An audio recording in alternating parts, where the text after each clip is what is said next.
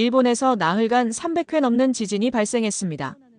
도카라의 법칙, 타츠키료의 2025년 7월 5일 대재앙 예언까지 겹치면서 공포가 확산되고 있어요. 홍콩행 항공편은 83% 급감하고 일본 관광업계는 패닉 상태입니다. 그런데 정작 규모 7.8 대지진이 터졌을 때 일본은 규정에 따르면 만 되뇌었고 한국은 서류보다 생명이 우선이다 라고 외쳤습니다. 외국인 구조를 거부하는 일본 vs 국적 따지지 않는 한국. 노르웨이 과학자가 목격한 충격적 현장의 진실은? 그리고 왜 전 세계가 지금 K재난 시스템에 주목하고 있을까요? 본격적인 이야기 들어가기 전에 잠시만요. 한국의 재난 대응 시스템에 대한 여러분의 생각을 댓글에 작성해주세요. 또한 이야기 들으시면서 기대가 되신다면 구독, 좋아요로 함께 해주세요. 저는 노르웨이 기후과학자 에밀리입니다. 도쿄 나리타 공항에 도착한 순간부터 뭔가 이상했어요. 일본 전체가 불안에 떨고 있었거든요. 타츠키료 작가의 내가 본 미래 예언서 때문이었습니다. 2011년 동일본 대지진과 2020년 코로나 팬데믹을 정확히 예언한 그가 2025년 7월 5일 일본에 진짜 대재앙이 닥친다고 했거든요.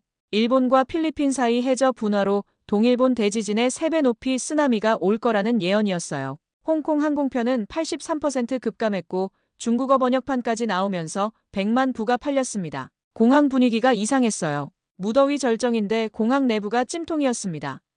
온도가 무려 32도였거든요. 냉방시설이 제대로 작동하지 않았어요. 그런데 더 충격적인 건 그 다음이었습니다. 대기실에서 70대 일본인 할아버지가 열사병으로 쓰러졌는데 구조대가 오기까지 무려 23분이나 걸렸어요. 23분 동안 주변 사람들은 일본어로만 우왕좌왕했고 제대로 된 응급처치는 아무도 못했습니다. 저도 기본적인 심폐소생술은 알고 있었지만 언어 소통이 안 되니 섣불리 나서기 어려웠어요. 의료진이 도착해서도 간단한 처치만 하고 규정상 이 정도만 가능합니다라며 돌아갔어요. 환자의 안전보다 규정이 우선이라는 거죠. 그 순간 1년 전 인천공항 기억이 떠올랐습니다. 똑같은 여름이었는데 공항은 완벽하게 시원했고 다국어 안내방송이 실시간으로 나왔어요.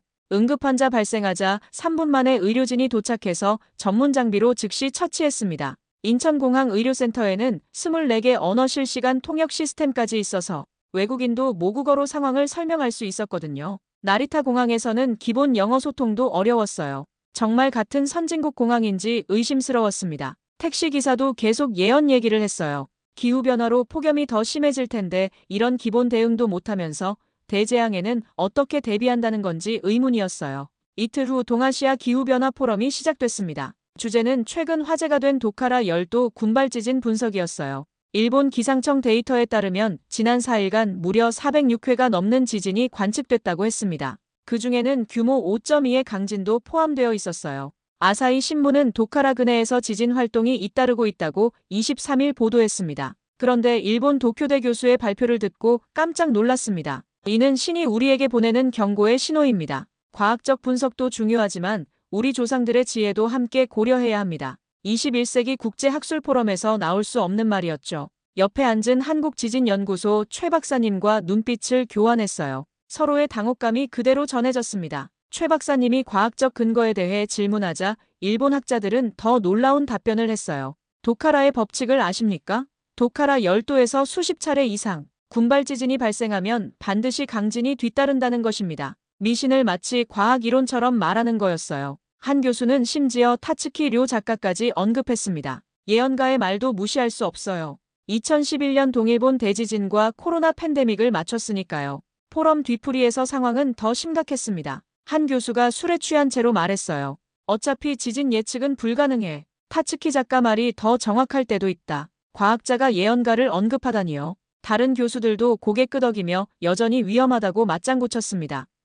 일본 기상청 노무라 료이치 장관이 지진은 날짜, 장소, 규모를 특정해 예측하는 것이 과학적으로 불가능하다며 허위 정보라고 반박했지만 학자들은 여전히 미신에 의존하고 있었어요. 그때 한국 시스템이 얼마나 앞서 있는지 깨달았습니다. 최 박사님이 말했습니다. 우리는 과학으로 사람을 살립니다. 미신으로는 한 명도 구할 수 없어요. 한국은 안전디딤돌 랩으로 실시간 데이터 기반 예측을 하고 AI가 시민 체감형 안전 시스템을 제공한다고 하더군요. 과학이 사람을 지키는 구조가 완벽하게 설계되어 있었어요. 서울 한국지질자원연구원 컨퍼런스에 참석한 저에게는 더 큰 충격이 기다리고 있었습니다. 인천공항 도착 순간부터 차원이 달랐어요. 공항 곳곳에 실시간 지진 정보 디스플레이가 있었고 전국 지진 현황이 실시간 업데이트되고 있었습니다. 규모 2.1 같은 미세 지진까지도 정확히 표시되어 있었어요. 일본과는 완전히 다른 분위기였습니다. 예언이나 공포 대신 과학적 데이터가 모든 걸 지배하고 있었거든요. 컨퍼런스 첫날 정말 미친 기술을 체험했습니다. 지진 시뮬레이터 앱이었는데 제가 서 있는 건물에 정확한 3D 모델이 나타나고 지진 발생 시 흔들림을 실시간 시뮬레이션해주는 거예요. 층별로 흔들림 정도가 다르게 표시되고 제 위치에서 가장 안전한 대피 경로까지 계산해줬습니다. 심지어 타츠키료가 예언한 규모 9.0급 지진도 시뮬레이션 가능했어요. 저도 모르게 감탄사가 나왔습니다. 도쿄에서 이 앱만 있었어도 사람들이 예언에 의존하지 않았을 텐데. 한국연구원이 웃으며 말했어요. 이건 기본이에요. 더 놀라운 걸 보여드릴게요. 다음은 스마트시티 지진 대응 자동화 시스템이었습니다. 지진 감지 0.3초 만에 전국 모든 엘리베이터가 가장 가까운 층에 자동 정차하고 가스 공급이 즉시 차단되며 최적 대피 경로가 모든 디스플레이에 표시됩니다. 24개 언어로 음성 안내까지 자동 제공되고요.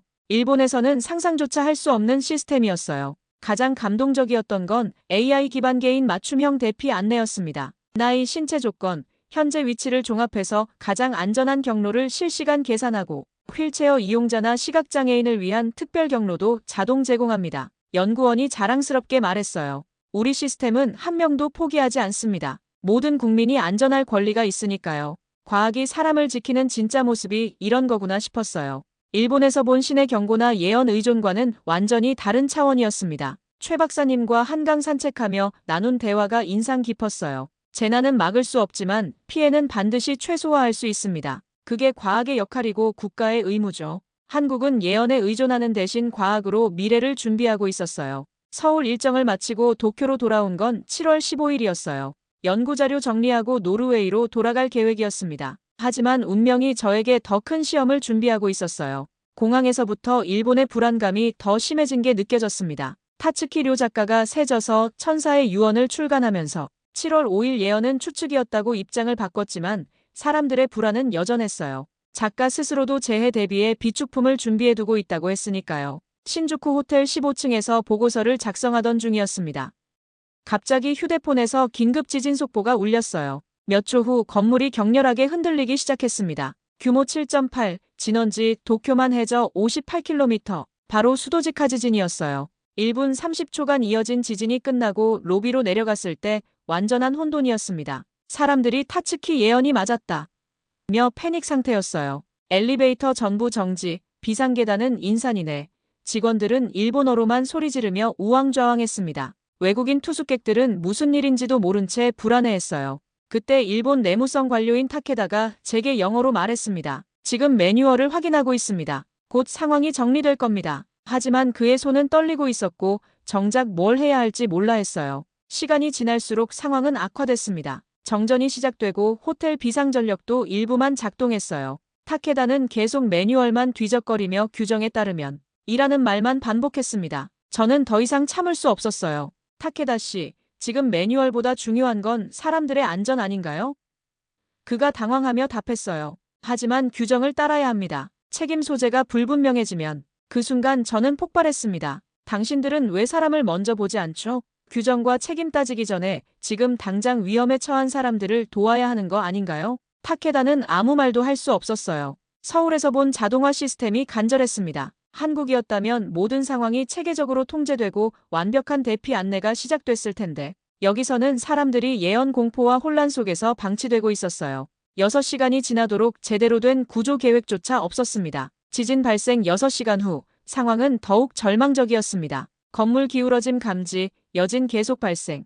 구조 계획은 여전히 없었어요. 일본 당국은 여전히 예언 때문에 혼란스러워했습니다. 타츠키 예언이 부분적으로 맞았다며 어쩔 줄 몰라 했거든요. 그런데 믿을 수 없는 일이 벌어졌습니다. 한국국제구조대가 도착한 거예요. 강대위 대장이 이끄는 한국119 특수구조단이었습니다. 일본 당국과의 협의를 마치고 현장에 온 거였죠. 그런데 일본 담당자가 난색을 표했어요. 외국인은 구조 우선순위에서 제외됩니다. 자국민을 먼저 구조해야 하니까요. 강대위 대장의 반응은 단호했습니다. 서류보다 생명이 우선이다.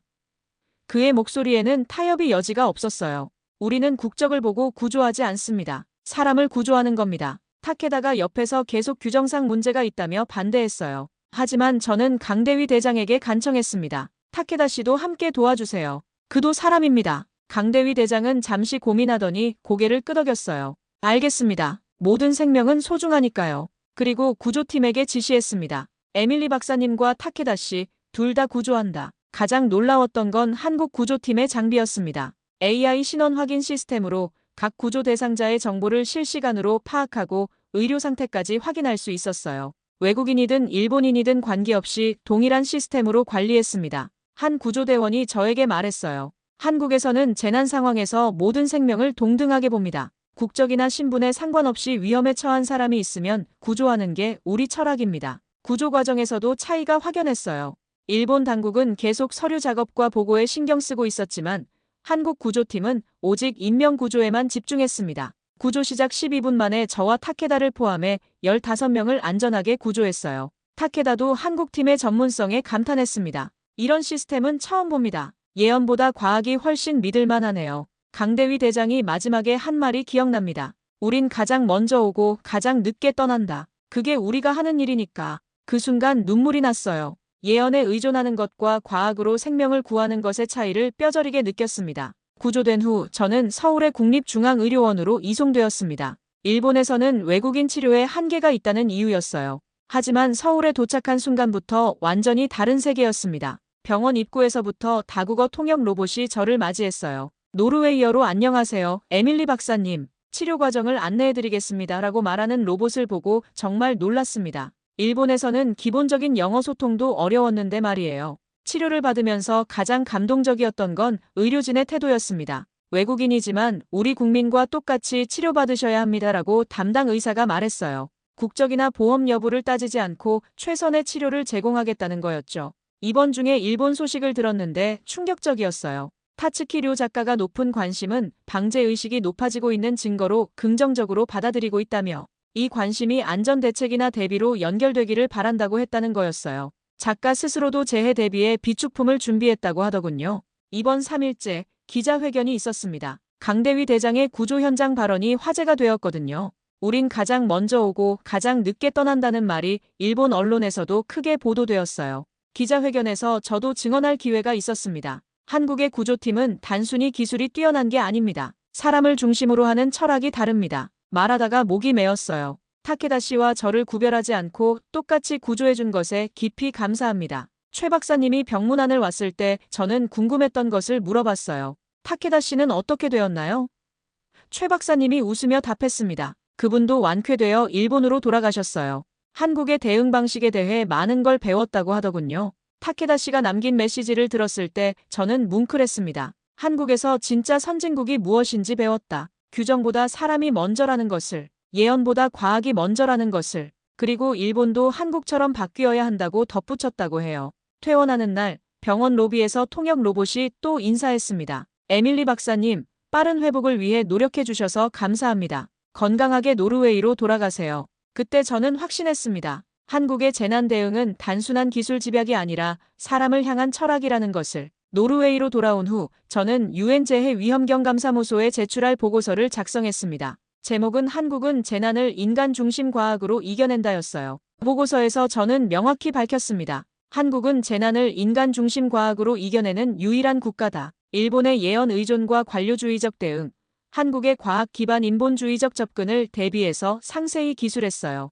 특히 강조한 부분은 한국의 통합적 시스템이었습니다. 안전디딤돌 앱부터 AI 구조 시스템까지 모든 것이 사람의 생명을 우선으로 설계되어 있다는 점이요. 기술은 수단이고 목적은 인간의 안전이다라고 썼습니다. 보고서에서 타츠키류 예언 현상도 분석했어요. 일본은 과학적 예측 시스템이 부족해서 시민들이 예언에 의존하게 됐다. 반면 한국은 실시간 과학 데이터로 시민 불안을 해소한다고 명시했습니다. 보고서가 유엔에 제출되자 즉시 반향이 일었어요. 여러 나라에서 한국의 시스템에 대한 문의가 쏟아졌습니다. 특히 일본 대재앙 예언 때문에 불안해하던 동아시아 국가들이 한국 모델에 주목했어요. 노르웨이 의회에서도 저에게 증언을 요청했어요. 의회 연설에서 저는 이렇게 말했습니다. 한국처럼 과학이 사람을 보호하는 나라는 처음 봤습니다. 재난 대응에서 국적, 신분, 종교를 구별하지 않는 시스템을 구축한 유일한 국가예요. 노르웨이 총리가 직접 질문했습니다. 한국 시스템의 핵심은 무엇입니까? 저는 주저없이 답했어요. 휴머니즘입니다. 첨단 기술도 결국 사람을 위한 도구라는 철학이 모든 시스템에 녹아 있어요. CNN, BBC, NHK 등 글로벌 언론에서 취재 요청이 들어왔습니다. 모두 K재난 시스템에 대한 관심이었어요. 저는 인터뷰마다 같은 메시지를 전했습니다. 한국의 재난 대응은 단순한 기술이 아니라 사람을 향한 철학의 실현이다. 가장 기억에 남는 인터뷰는 일본 NHK와의 대담이었습니다. 일본 기자가 물었어요. 일본도 첨단 기술을 보유하고 있는데 한국과 무엇이 다른가요? 저는 솔직하게 답했습니다. 기술은 비슷할지 모르지만 사람을 바라보는 시각이 완전히 다릅니다. 그리고 덧붙였어요. 일본에서는 예언과 규정이 우선이지만 한국에서는 과학과 생명이 우선입니다. 그 차이가 생사를 가릅니다. 인터뷰 방송 후 일본 내에서도 한국 시스템에 대한 관심이 폭발했어요. 심지어 일본 정치인들도 한국에서 배워야 한다는 발언을 하기 시작했습니다. 타츠키류 예언 소동 이후 일본 국민들이 과학적 재난 대응의 중요성을 깨닫기 시작한 거죠. 보고서 발표 3개월 후 유엔에서 역사적 결정이 내려졌어요. 한국의 재난 대응 시스템을 공식 글로벌 표준으로 채택한다는 거였습니다. 193개 회원국이 만장일치로 찬성했어요. 그 순간 정말 뿌듯했습니다. 과학자로서 진실을 알린 보람이 있었어요. 한국이 단순히 재난을 잘 막는 나라가 아니라 인류의 새로운 문명 모델을 제시한 나라라는 걸 세계가 인정한 순간이었습니다. 2025년 12월, 저는 다시 한국을 찾았습니다. 이번에는 한국-노르웨이 공동연구소 설립 논의차 온 거였어요. 노르웨이 정부에서 한국의 재난 대응 기술을 도입하고 싶어 했거든요. 인천공항에 도착했을 때 놀라운 광경을 봤습니다. 공항 전체가 글로벌 재난 대응 모델 센터로 탈바꿈해 있었어요. 세계 각국에서 온 연수생들이 한국의 시스템을 배우고 있었습니다. 일본에서도 많은 연수생들이 와 있었어요. 타츠키류 예언 소동 이후 일본 정부가 과학 기반 재난 대응의 필요성을 절감했다고 하더군요. 최 박사님과 재회했을 때 그가 말했어요.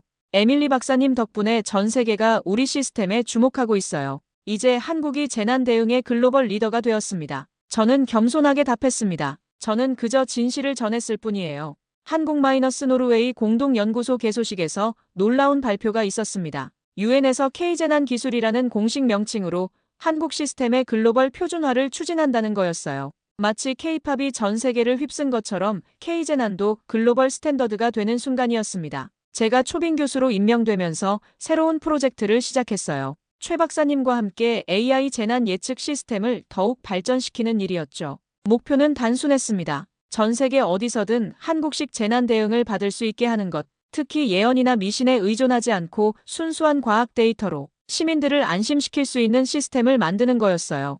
연구소에서 일하면서 가장 뿌듯했던 순간은 타케다 씨로부터 온 편지였습니다. 그는 현재 일본 내무성에서 한국식 시스템 도입을 추진하고 있다고 했어요. 에밀리 박사님과 강대위 대장님께 배운 것을 일본에서도 실현하고 싶습니다. 더 이상 예언에 의존하지 않고 과학으로 국민을 지키겠습니다라고 썼더군요. 6개월 후 놀라운 소식이 들려왔습니다. 일본 정부가 공식적으로 한국의 재난 대응 시스템 도입을 결정했다는 거예요. 타케다 씨가 주도한 결과였습니다. 일본 기상청도 과학적 예측 시스템 강화를 발표하며 타츠키류 예언 같은 미신 의존을 공식 경계한다고 했어요. 과학과 인본주의가 국경을 넘어 확산되는 순간이었어요. 이제 한국은 단순히 재난을 잘 대응하는 나라가 아닙니다. 전 세계의 재난 이후를 이끄는 리더가 되었어요. 과학과 인본주의를 결합한 한국식 재난 시스템이 글로벌 스탠더드가 된 거죠. 현재 47개국이 K재난 시스템 도입을 결정했고 미국, 독일, 프랑스 등 선진국들도 한국에서 기술을 배우러 오고 있습니다. 1년 전만 해도 상상할 수 없던 일이었어요. 연구소에서 일하며 확신했습니다. 한국이 보여준 것은 단순한 기술이 아니라 새로운 문명의 패러다임이라는 것을. K재난은 단순히 재난 대응 기술이 아니라 사람 중심 사회의 실현이었습니다. 재난 앞에서도 인간의 존엄성을 지키는 방법을 전 세계에 가르쳐준 나라. 예언 대신 과학을, 규정 대신 생명을 선택한 나라. 그게 바로 대한민국이었습니다. 이제 전 세계가 한국을 보고 배우는 시대가 열렸어요. 여기까지 시청해주셔서 감사합니다. 구독, 좋아요 잊지 마세요.